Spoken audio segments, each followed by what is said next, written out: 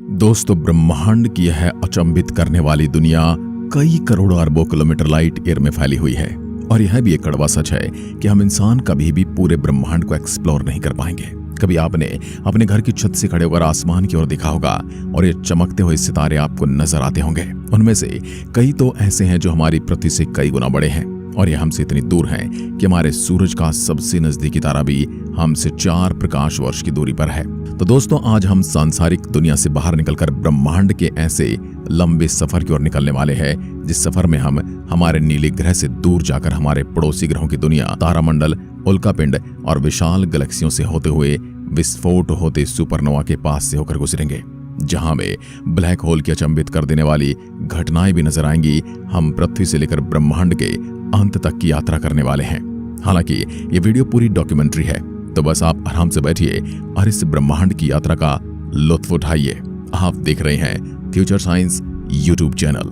दोस्तों, अंतरिक्ष की इस लंबी जर्नी स्टार्ट करने से पहले मैं आपको बता दूं कि हमारी गैलेक्सी भी 1 लाख प्रकाश वर्ष में फैली है। तो इससे आप अंदाजा लगा ही लीजिए कि हमारा ब्रह्मांड हमारी कल्पना से भी बहुत ज्यादा बड़ा है। और आज हमारे पास जो मौजूदा टेक्नोलॉजी के अंतरिक्ष यान है, उनसे ब्रह्मांड की यात्रा पॉसिबल नहीं है। इसलिए हमें प्रकाश की गति से चलने वाले अंतरिक्ष यान की जरूरत पड़ेगी, जिसके माध्यम से भी हमें ब्रह्मांड के अंतिम पॉइंट तक पहुंचने में करोड़ों अरबों साल लग सकते हैं। जैसे कि हमारा अंतरिक्ष यान लेकर पृथ्वी की सरफेस से करीब 100 किलोमीटर ऊपर जाता है तो हमारा स्पेस स्टार्ट हो जाता है। यहाँ से हम इस नीले गोले को अच्छी तरह से देख सकते हैं, जिसके अंदर 8 अरब से ज्यादा लोग रहते हैं। इसके अलावा न जाने करोड़ों प्रकार के जीवों की प्रजातियां निवास करती हैं। यही एकमात्र ब्रह्मांड में इंसानों का ठिकाना है। इसके अलावा अभी तक कहीं पर भी जीवन का वजूद नहीं मिला है। जैसे हम थोड़े आगे बढ़ेंगे तो हमें पृथ्वी के चारों ओर सैटेलाइट का जाल बिछा हुआ नजर आएगा। किस तरह एक नेचुरल ग्रह को टेक्नोलॉजी की दुनिया ने जकड़ रखा है। अब हम अपनी यात्रा में आगे बढ़ते हैं और देखते हैं कि पृथ्वी का सबसे नजदीकी ऑब्जेक्ट चंद्रमा हमें नजर आ रहा है। हमने हमारा अंतरिक्ष यान चंद्रमा की ओर मोड़ दिया है। यह पृथ्वी से मात्र 3,84,000 किलोमीटर की दूरी पर है, जो ब्रह्मांड के नजरिए से ये कोई ज्यादा दूरी नहीं है। चंद्रमा एक चट्टानी पिंड है और हमारी पृथ्वी का एकमात्र नेचुरल सैटेलाइट है। जैसे हम चंद्रमा की दुनिया के पास पहुंचते हैं, हमें चंद्रमा की उबड़ खाबड़ जमीन नजर आती है, जहां बड़े बड़े गड्ढे हैं। इन गड्ढों की संख्या देखी जाए तो सैकड़ों में हो सकती है। ऐसा माना जाता है कि इन गड्ढों का निर्माण उल्का पिंड के टकराने की वजह से हुआ है। जब चंद्रमा का जन्म हुआ था, उस वक्त बड़ी संख्या में इससे उल्का पिंड टकराए थे, मगर चंद्रमा पर वायुमंडल नहीं मौजूद होने की वजह से ये गड्ढे वैसे ही पड़े हैं जैसे शुरुआत में थे। साल 1969 में सबसे पहली बार इंसान चंद्रमा पर उतरा था। चंद्रमा पर आज भी हम इंसानों के पैरों के निशान देखे जा सकते हैं। चंद्रमा पर वायुमंडल नहीं है, इस कारण वहां पर आप बिना स्पेस शूट खुले में नहीं घूम सकते। अब हम चांद पर ज्यादा देर नहीं ठहरते हैं, सीधे आगे की मंजिल की ओर निकल पड़ते हैं। पृथ्वी से 125 मिलियन किलोमीटर का सफर तय करने के बाद हम वीनस ग्रह की दुनिया में पहुंचते हैं। जैसे हम शुक्र ग्रह के पास जाते हैं तो हमें इसके कार्बन डाइऑक्साइड वाले खतरनाक बादल दिखते हैं।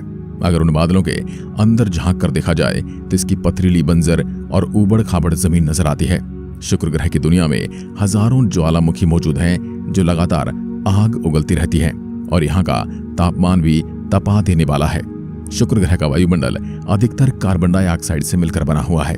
सल्फ्यूरिक एसिड के बादलों से भरी ये दुनिया बड़ी ही अजीब है। शुक्र ग्रह की दुनिया पर हम ज्यादा देर ठहरना बिल्कुल भी सही नहीं मानते। हमारे अंतरिक्ष यान को इसके ऊपर से ही आगे निकलने देते हैं। हमारी अगली मंजिल बुध ग्रह है। जैसे ही हम आगे बढ़ते हैं तो एक ठोस पथरीला ग्रह नजर आता है, सौरमंडल के 8 ग्रहों में सबसे छोटी दुनिया।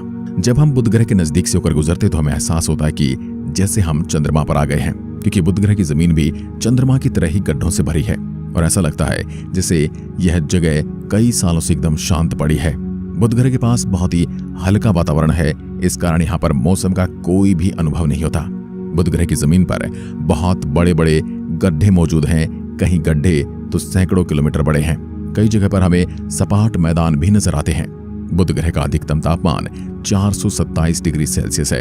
शुक्र ग्रह की दुनिया की तरह यहाँ पर भी जीवन की कोई भी संभावना नजर नहीं आती है। अब हम हमारी यात्रा को आगे की ओर बढ़ाते हैं। यहाँ से हमें एक विशाल आग उगलता हुआ गोला नजर आ रहा है, जो हमारा सूरज है। यह आग उगलता हुआ गोला कई सारी गैसों से मिलकर बना है, लेकिन हम हमारे अंतरिक्ष यान को इससे ज्यादा पास ले जाने का रिस्क नहीं लेना चाहते, क्योंकि इतना ज्यादा गर्म है कि हम अंतरिक्ष यान समेत आग की भट्टी में तब्दील हो सकते हैं। यहाँ का गोला कई करोड़ सालों से यूं ही भभक रहा है। सूर्य इतना बड़ा है कि हमारी पृथ्वी साइज के लगभग 10 लाख ग्रह इसके अंदर समा सकते हैं। मान लो हम कैसे भी करके सूर्य की दुनिया में उतर जाते हैं तो हमें वहां से वापस बाहर निकलने के लिए 648 किलोमीटर प्रति सेकंड से उड़कर वापस आना होगा, अन्यथा हम उसके वायुमंडल में ही फंस कर रह जाएंगे। सूर्य की बाहरी सतह का तापमान लगभग 5500 डिग्री सेल्सियस के आसपास है। अब दोस्तों हम यहाँ ज्यादा देर न ठहरते हुए सीधे आगे की ओर निकल जाते हैं। यहाँ आगे बढ़ते हुए हम अपना अंतरिक्ष यान मंगल ग्रह की ओर ले चलते हैं। दोस्तों इस यात्रा से पहले शायद ही आपने ब्रह्मांड की यात्रा की होगी, तो घर बैठे आप इस यात्रा का आनंद ले रहे हैं। यहाँ से देखने पर आपको लाल बिंदु की तरह कुछ नजर आ रहा है। जैसे जैसे हम नजदीक जाते हैं तो हमें मंगल ग्रह के लाल दुनिया नजर आने लगती है। मंगल ग्रह के पास आते वक्त हमें इसके पास एक विशाल चट्टानी पिंड दिखाई दे रहा है। दोस्तों ये मंगल ग्रह का चंद्रमा फोबोस है, जो कि मंगल ग्रह के 2 चंद्रमाओं से एक है। मंगल ग्रह का ये चंद्रमा भी उबड़ खाबड़ और पथरीला है। यहाँ पर भी कोई जीवन की संभावना नजर नहीं आती और हम मंगल ग्रह की ओर चल पड़ते हैं। मंगल ग्रह की जमीन देखने पर हमें हमारी पृथ्वी के ज्वालामुखियों, घाटियों और रेगिस्तान की याद दिलाती है। और साथ ही आप यहाँ पर सौरमंडल के सबसे बड़े पहाड़ ओलंपस मॉन्स को भी देख सकते हैं। भौगोलिक दृष्टि से देखा जाए तो मंगल ग्रह काफी हद तक हमारी पृथ्वी के समान लगता है। पूरे सौरमंडल की यात्रा में आपको मंगल ही ऐसा नजर आएगा जहां साइंटिस्ट जीवन और पानी होने की संभावना जताते रहे हैं। जैसे हम मंगल के ऊपर से उड़ान भरेंगे तो हमें इसकी सतह पर जो नजर आ रहे हैं अमेरिका द्वारा भेजे गए अंतरिक्ष यान हैं। इन अंतरिक्ष मुसाफिरों ने अपनी यात्रा में कई सारे सबूत जुटाए, जिनसे एक बात तो क्लियर हो जाती है कि मंगल ग्रह पर कभी पानी जरूर रहा है। मंगल ग्रह भी उल्कापिंड की टक्कर से अछूता नहीं रहा है। इस कारण इसकी सतह पर आप गड्ढों को भी देख सकते हैं। मंगल ग्रह की जमीन को देखने से ऐसा लगता है कि मानो यहाँ पर कोई पहली मानव बस्ती निवास करती थी। मगर दोस्तों वर्तमान में वायुमंडल विरल होने के कारण मंगल ग्रह पर तरल रूप में पानी मौजूद नहीं है। इसके साथ ही मंगल ने अपने मैग्नेटोस्फीयर को आज से 4 अरब साल पहले ही खो दिया था। इसी कारण सौर वायु सीधा मंगल ग्रह की सतह तक पहुंच जाती है, लेकिन फिर भी मंगल ग्रह पर जीवन की संभावना से इनकार नहीं किया जा सकता है। दोस्तों अब कई लाइट ईयर दूर का सफर करना है तो ज्यादा देर मंगल पर ठहरना ठीक नहीं। शायद वापस आते वक्त थोड़े मंगल ग्रह पर रुकेंगे। जैसे ही हम हमारे अंतरिक्ष यान मंगल से रवाना करते हैं, थोड़ा आगे निकलते हैं तो ये क्या, इतने सारे पत्थरों का घेरा। दरअसल दोस्तों ये एस्टेरॉयड बेल्ट है, जहां पर करोड़ों की संख्या में क्षुद्र ग्रह मौजूद हैं, जो कुछ मीटर से लेकर किलोमीटर तक आकार में बड़े हैं। मगर हमें अपने अंतरिक्ष यान को यहाँ से बिल्कुल सावधानी से आगे लेकर जाना होगा, क्योंकि अगर कोई पत्थर टकरा गया तो न हम घर के रहेंगे और न घाट के। इन्हीं पत्थरों के बीच हम यूं ही गोल गोल चक्कर काटते रहेंगे। ये विशाल क्षेत्र करोड़ों किलोमीटर का है। इसी जगह से कभी कभी है पत्थर भटक कर पृथ्वी की ओर भी आ जाते हैं। ऐसा एक पत्थर आज से करोड़ों साल पहले पृथ्वी की तरफ आया था, जिसने वहां पर मौजूद डायनासोर को खत्म कर दिया था। दोस्तों जैसा कि हम सब विशाल पत्थर वाले घेरे से बाहर निकलते हैं तो हमें एक गैसीय पिंड नजर आता है, जो है बृहस्पति ग्रह। यह हमारे सौरमंडल का सबसे बड़ा प्लैनेट है। जुपिटर प्लैनेट 1/4 हीलियम द्रव्यमान के साथ मुख्य रूप से हाइड्रोजन से बना हुआ है। इस ग्रह में ज्यादातर गैस है और इसके धरातल न होने की वजह से हम इसकी सतह पर नहीं उतर सकते। मगर वैज्ञानिक मानते हैं इसके केंद्र में एक चट्टानी कोर जरूर हो सकती है। इस प्लैनेट के 79 चंद्रमा इसके सभी चंद्रमाओं के पास से गुजरते हुए देखा जा सकता है, जो इसके चक्कर लगा रहे हैं। जुपिटर चंद्रमाओं में आयो, यूरोपा, गैनीमेड और कैलिस्टो प्रमुख माने जाते हैं। अब हम इन चंद्रमा पर न जाते हुए सीधा शनि ग्रह की ओर चल पड़ते हैं। जैसा कि हम आगे की ओर बढ़ते हैं तो हमें विशाल रिंग्स वाला एक प्लैनेट नजर आ रहा है। यह भी जुपिटर की तरह गैसीय पिंड है और इसके अंदर कोई भी ठोस सतह मौजूद नहीं है, जिस कारण हम इस ग्रह पर भी कदम नहीं रख सकते। इसके पास से गुजरते हैं तो हमें विशाल छल्ले नजर आते हैं। शनि ग्रह का नीरस वायुमंडल सौरमंडल में दूसरे सबसे तेज हवाएं पैदा करता है, जिसकी रफ्तार 1800 से 2000 प्रति घंटा होती है। शनि ग्रह के कुल 82 चंद्रमा हैं, जिन्हें हम शनि ग्रह के पास से गुजरते हुए देख सकते हैं। अब हम शनि ग्रह के चंद्रमा पर नहीं जाते हैं, सीधा अगली मंजिल की ओर चल पड़ते हैं। हमारी अगली मंजिल है यूरेनस, जो कि सूर्य से 7वें स्थान पर है। यह भी एक गैसीय प्लैनेट माना जाता है, लेकिन यहाँ पर बर्फ की मात्रा ज्यादा होने के कारण इसे आइस जाइंट भी कहा जाता है। यहाँ का न्यूनतम तापमान 225 डिग्री तक गिरता है। इसके पास 27 चंद्रमा है। इस पर भी हमें जीवन की संभावना ज्यादा नजर नहीं आती है और हम चल पड़ते हैं अगले ग्रह की ओर। अगला ग्रह नेपच्यून है। यूरेनस की तरह यह भी एक गैस दानव है। नजदीक से गुजरते हुए हम इसके वायुमंडल और बादलों को देख सकते हैं। इस पर सौरमंडल की सबसे तेज हवाएं चलती हैं। दोस्तों, नेपच्यून को सौरमंडल का अंतिम प्लैनेट भी कहा जाता है। वैसे देखा जाए तो सौरमंडल के ग्रहों की यात्रा हमारी यहीं पर खत्म होती है, लेकिन एक मेहमान ऐसा भी है जो सौरमंडल के किनारे पर बैठा है, वो है प्लूटो। 2005 से पहले ये भी एक ग्रह था, लेकिन 2005 में वैज्ञानिकों ने एक मीटिंग की और प्लूटो को ग्रहों से निकाल दिया। आज प्लूटो एक बौने ग्रह के रूप में सौरमंडल के तट पर अपनी जिंदगी गुजार रहा है। प्लूटो के पास ज्यादा डेंस वायुमंडल नहीं है, हालांकि यहाँ पर हमें इंटरेस्टिंग चीजें देखने को मिल रही हैं। इसके बाद बर्फीले ज्वालामुखी फट रहे हैं। अब देखा जाए तो दोस्तों, हम यात्रा करते हुए लगभग 6 अरब किलोमीटर का सफर तय कर चुके हैं, तो काफी थक गए हैं। लेकिन थकने से क्या होगा बॉस, अभी हमें सौरमंडल से बाहर निकलने का रास्ता तलाशना है। जैसे हम प्लूटो से आगे निकलते हैं तो एक बहुत बड़ा पत्थरों और बर्फीले कॉमेट का घेरा आता है, जिसके अंदर लाखों बर्फीले पत्थर सूरज के चारों ओर चक्कर लगा रहे हैं, जिसे कुइपर बेल्ट कहा जाता है। इसके बाद हम एक और गोल घेरे को पार करते हैं, जिसे हेलियोपॉज कहा जाता है। अब वक्त आ गया है कि सौरमंडल से बाहर निकला जाए। अब हम आ गए हैं सौरमंडल से बाहर, पृथ्वी से लगभग 24 बिलियन किलोमीटर दूर, जहां इस घोर अंधेरे में हमारा मुसाफिर वॉयेजर 1 बेल्ट से 20 गुना तेज गति से आगे जा रहा है। इसके अंदर एक ऐसा मैसेज है जो इसके अंदर लगी गोल्डन प्लेट के अंदर है, ताकि यह अंतरिक्षयान किसी दूसरी सभ्यता के हाथ लगे तो उन लोगों को हमारी इंसानी सभ्यता के बारे में पता चल सके। इसके अंदर हमारी पृथ्वी के कई वीडियोज और ऑडियो रखे हुए हैं। अब हम इंटरस्टेलर स्पेस में सफर करते हैं। हालांकि अभी तक यूं देखा जाए तो हमारे सौरमंडल की बाउंड्री खत्म नहीं हुई है। अब हम यहाँ से पीछे झांक कर देखेंगे तो हमारा सूरज बहुत ही छोटा नजर आता है, लेकिन यहाँ तक भी उसकी ग्रेविटी का प्रभाव है। यहाँ पर सूरज के चारों ओर एक बहुत बड़ा घेरा है, जिसमें कई प्रकार के पानी से भरे कॉमेट्स मौजूद हैं, जो अरबों किलोमीटर में फैला हुआ है। इस एरिया को ऊट क्लाउड कहा जाता है। जैसे ही हम इसको पार करके आगे बढ़ते हैं, इसके बाद हमें एक ऐसी रहस्यमय यात्रा शुरू करनी है जहां अंधेरे के अलावा कुछ नहीं है। अब हम सौरमंडल से बाहर हमारे नजदीकी दूसरे सौरमंडल की ओर तेजी से बढ़ रहे हैं। ब्रह्मांड में लंबी यात्रा करने के बाद हम पृथ्वी से 40 ट्रिलियन किलोमीटर दूर आ चुके हैं। यहाँ से अब हमें नजर आ रहा है हमारे सूरज का सबसे नजदीकी तारामंडल अल्फा सेंचुरी। यहाँ पर दोस्तों एक नहीं बल्कि 3 तारे एक दूसरे का चक्कर लगा रहे हैं, जिसमें से 2 मुख्य तारे का नाम अल्फा सेंचुरी है और तीसरा छोटा तारा जिसे प्रॉक्सिमा सेंटोरी कहा जाता है। यह इतना दूर है कि यहाँ से प्रकाश को भी पृथ्वी तक आने में 4.3 साल लग जाते हैं।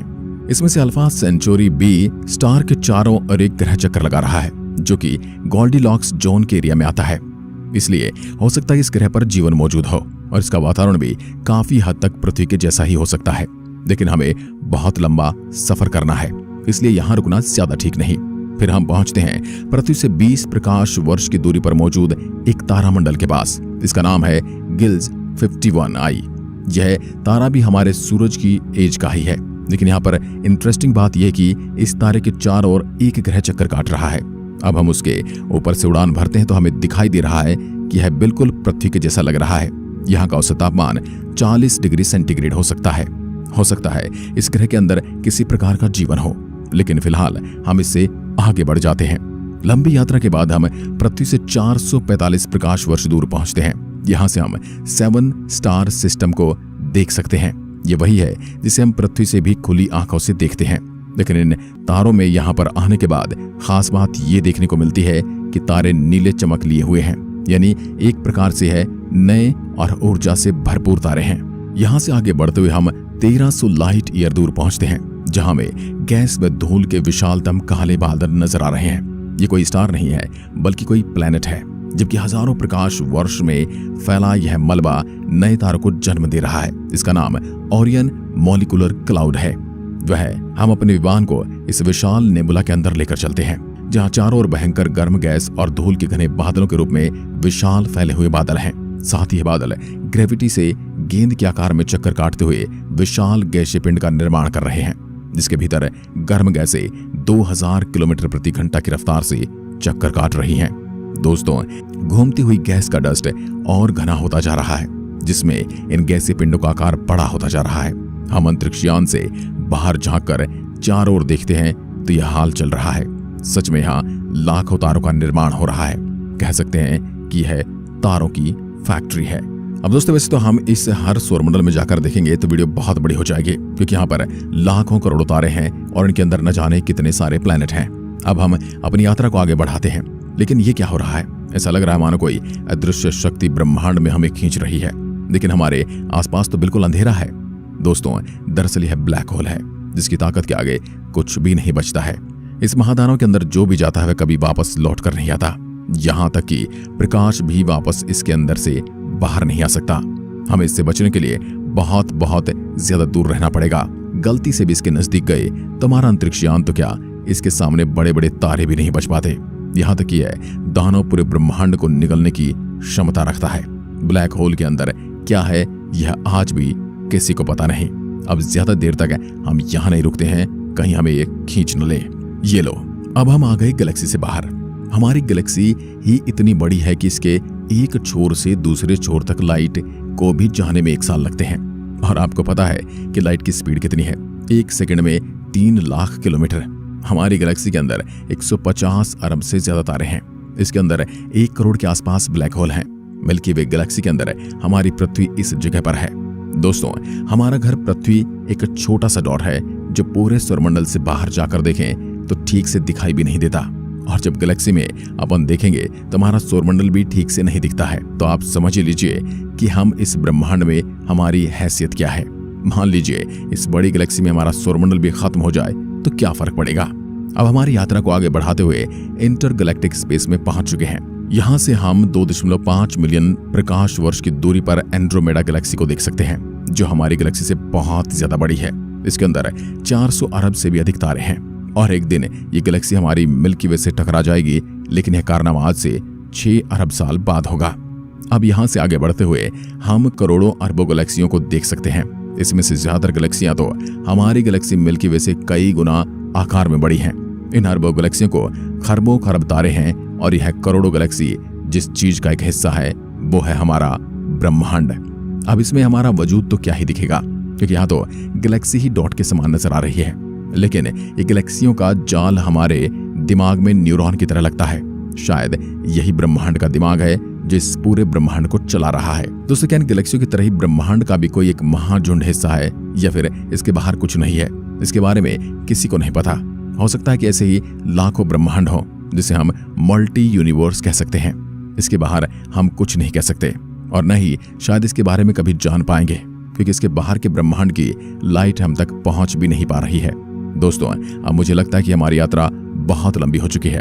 हमारे साथ यहाँ पर कोई हादसा हो गया तो हमें कोई संभालने वाला भी नहीं है और फिर से अपने अंतरिक्ष यान की स्पीड को बढ़ा देते हैं और वापस पृथ्वी की ओर चलते हैं।